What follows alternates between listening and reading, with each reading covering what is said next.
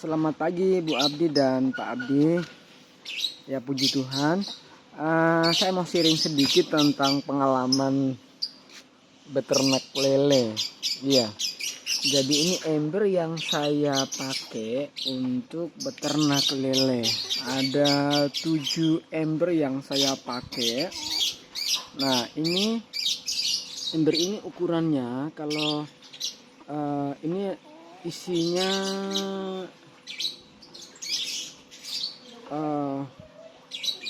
sekitar 80 liter ya kalau tidak salah ya, 80 liter. Nah ini biasanya kalau beli di pasar harganya per ember ini sekitar 80.000 sampai 100.000 tergantung kita menawarnya. Nah ini kan ember-ember ini kalau dimaksimalkan, kalau sudah besar ini isinya bisa, maaf kemarin saya salah, ternyata kalau sudah dimaksimalkan ini isinya bisa 40 sampai 50 ekor gitu per embernya ya, tapi yang harus yang 80 liter airnya. Nah kalau yang ini ember yang 60 liter, nah ini bisa maksimal 30 ekor ya. Untuk pakannya saya biasanya sih pakai pakan yang dijual di toko-toko ini makanan, khusus makanan lele. Jadi saya belinya biasanya per kilo, jadi sekali beli itu bisa 3 kilo, bisa 2 kilo.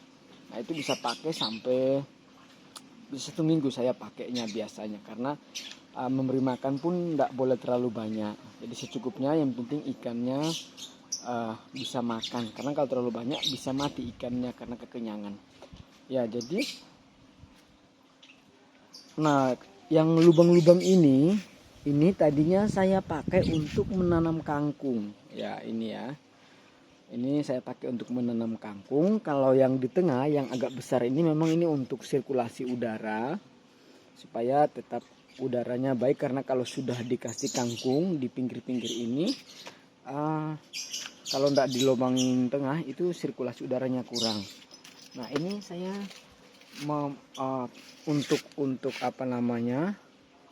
menanam kangkungnya ini saya pakai gelas seperti ini. Jadi ini biasanya dijual ada ukuran seperti ini, dan kemudian dilobangi ya, dilobangi secukupnya, di bagian bawah juga dilobangi.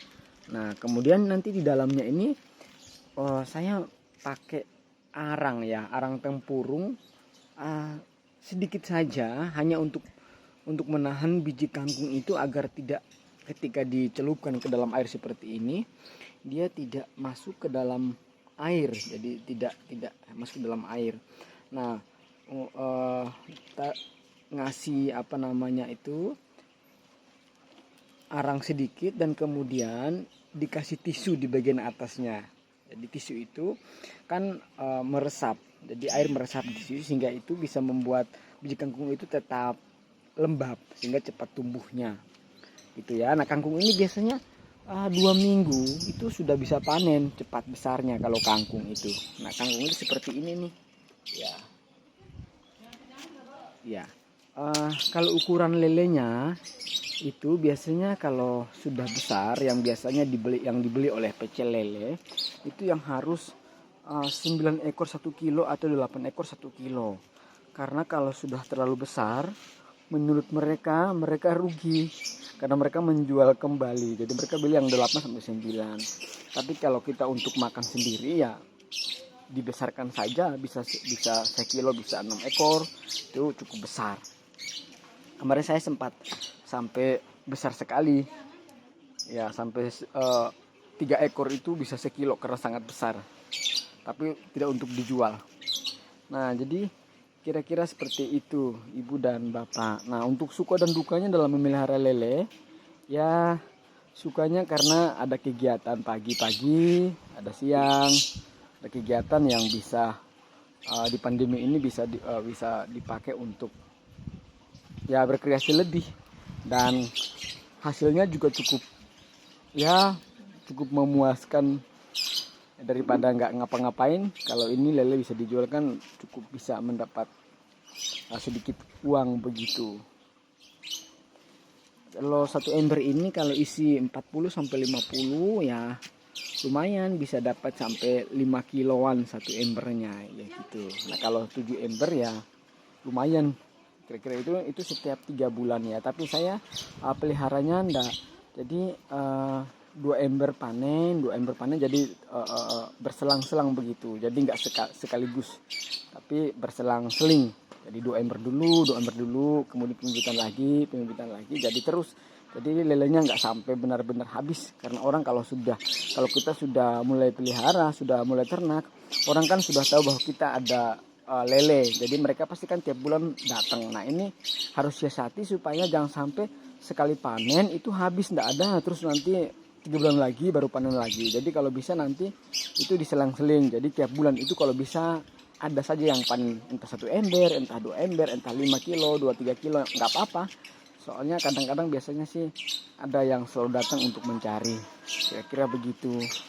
Nah, demikian Bu Abdi, Pak Abdi, yang saya bisa share.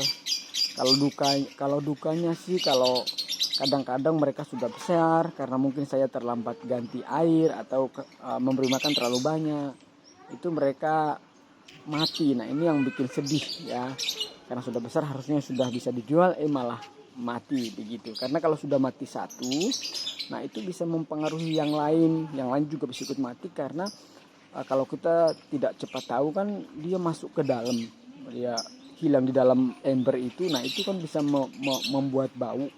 Nah baunya itulah mati, itulah yang bisa bikin ikan yang lain juga ikut mati. Kira-kira begitu Ibu. Terima kasih, Tuhan memberkati, selamat mencoba.